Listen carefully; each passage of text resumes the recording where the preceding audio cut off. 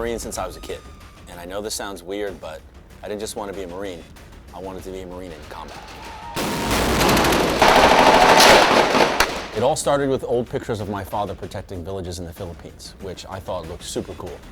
And then I watched a handful of really tragic Vietnam War movies, Hamburger Hill, Born on the 4th of July, Platoon, Full Metal Jacket, and oddly, my response as a young child to watching these movies was, I want to be a Marine and go to war. That tells you a lot. Fast forward to September 12th, 2001. I was in the recruiter's office ready for war. But I wasn't 18 yet, I had 2 dislocating shoulders, and I had really bad asthma. So the recruiters told me to come back when I was fixed.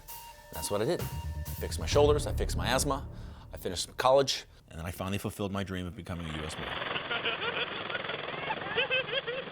I lived my Marine Corps experience like I was in a TV show. The whole thing was surreal. Each part of my military experience was like a different season of the show. You had officer candidate school, basic school, infantry officer course, that was season 1. And getting to my first unit, the workup and deployment on the 31st Marine Expeditionary Unit all over Southeast Asia was season 2. Fighting in the Helmand province of Afghanistan was season 3. And then my time in Wounded Warrior Battalion was season 4. Disclaimer though, I was never hit by enemy fire, just very weak and broke easily. Now, making my experience more entertaining was the fact that when I joined the Marine Corps, it was stacked with combat veterans from Iraq and Afghanistan. So every day I watched a group of guys stand around in a circle telling war stories. I heard stories about the invasion of Iraq, with General Mattis doing these crazy speeches like right before crossing the line of departure, the cemetery fight in al-Naziriyah, taking down Baghdad, guarding the district center in Ramadi, fighting house to house in Fallujah during Operation Phantom Fury, calling close air support at 10,000 feet in the Hindu Kush Mountains of Afghanistan, going through minefields in the Helmand province, and more. Most of these stories were so crazy, violent, and ridiculous that they seemed almost unbelievable. But they were all true. I heard these stories from the warriors who lived them, in their voice, with their sense of humor, and their celebration of Marine Corps warrior prowess. As I listened, I saw their stories play out like scenes in movies and shows. Listening to Marines tell war stories was like watching the History Channel on Rip It and steroids, no censors, and filled with comedy. There was rarely a story that didn't involve humor, no matter how tragic the story. I always wanted to tell those stories the same way I heard them, because I didn't like the way many military stories were told in books, TV shows, and movies. They felt watered down. They felt like the person telling the story was telling it for civilians about us. So I vowed that when I started writing, my stories would be for dudes I served with zero regard for anybody else. I knew that by doing so, I risked looking like a complete psychopath, I risked job opportunities, and I risked not being accepted by the officer corps. I first started telling military stories on a blog while I was still on active duty in Wounded Warrior Battalion. These stories were usually dark, irreverent, violent, and self-deprecating. A few buddies from my old units really appreciated them, and I built a small following of Iraq and Afghan vets who liked my stories. They often expressed gratitude not just for the stories, but for the way I told them. They said it made them feel validated, understood, and grateful to know that they're not the only one who had those crazy thoughts. The best feedback I ever got, though, came from my buddy Art, who I met in Wounded Warrior Battalion because he lost his legs in Sangin. And he said, as soon as I feel a glimpse of sadness, I go to your website. I've been rereading it, and it's the only thing that makes me laugh hysterically. Can't thank you enough, bro. You're doing God's work. Thanks once again, bro. Keep being raw and honest, fuck what anyone says, and no matter what, don't ever stop being yourself.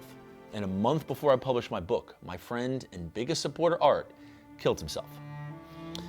At his wake, his mother was crying over his casket, and she was screaming, "Why?" And as I sat there in my seat sobbing, I thought to myself, well, maybe I could give his mother a reason why. Maybe he died so that others could live. I spent the rest of the night Googling veteran suicide, and what I found out was crazy. 22 veterans a day are killing themselves. Now, how did I not know this? Well, probably because anytime I heard the word suicide while I was an actively deploying grunt, I was like, fuck yeah, dude, weeding out the weak. You know, like just didn't give a fuck. But when Art killed himself, I was a civilian, and he was my friend, so it hit different. After several months of research, I came up with a plan to prevent veteran suicide. And I wrote this plan in the back of the book, which was originally supposed to be a dark, irreverent, violent war comedy. I thought this plan could be impactful on a large scale if every one of us made an effort to connect veterans with shared experiences, which is as simple as texting someone that you served with, or as complex as putting together a unit reunion, then we as a community could help ourselves and keep each other alive. Immediately after publishing the book and reading the feedback from the audience, I felt truly connected to my combat veteran brothers. And I needed to do something about this suicide thing.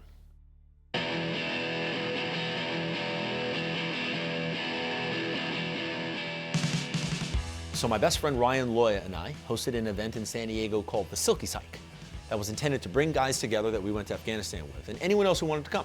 It was for any veterans who wanted to laugh and feel a sense of camaraderie again. So we came together at the beach in San Diego with our rucksacks, our boots, our silkies, American flags, motivation, and every one of us had like the best day ever. The event was picked up by the press. They'll just be wearing their silkies, their combat boots, and a smile. And within 2 months, the Silky 𝙬𝙧 was recreated in Houston, St. Charles, Atlanta, New York City, and Jacksonville by other veterans who were inspired by the event. It grew into a grassroots movement across the country, and within 5 months we had events in over 20 cities, bringing veterans together in groups of 50 to 600 each. So I created a headquarters element full of other veteran leaders to kind of manage this movement. Then I incorporated it as a nonprofit so that we could collect donations, called it Reverent Warriors, and then posted the mission to use humor and camaraderie to bring veterans together, to build community, and prevent veteran suicide. That was the start of Reverent Warriors. I then attended Silky's hikes all across the country. I met guys and girls who were Navy Air Wing, Air Force dentists, Marine Air Wing, Navy boatswain's mates, Army recruiters, Navy administration, Army MPs, Air Force loadmasters, Marine finance, Air Force armorers, door gunners, Army EOD, and everything in between. Oh, and occasionally, I met some grunts.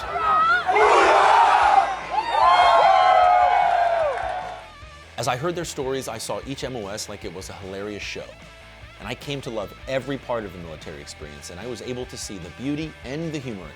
After a year of running the nonprofit full-time, I was burnt out. And I decided to finally market my book with videos.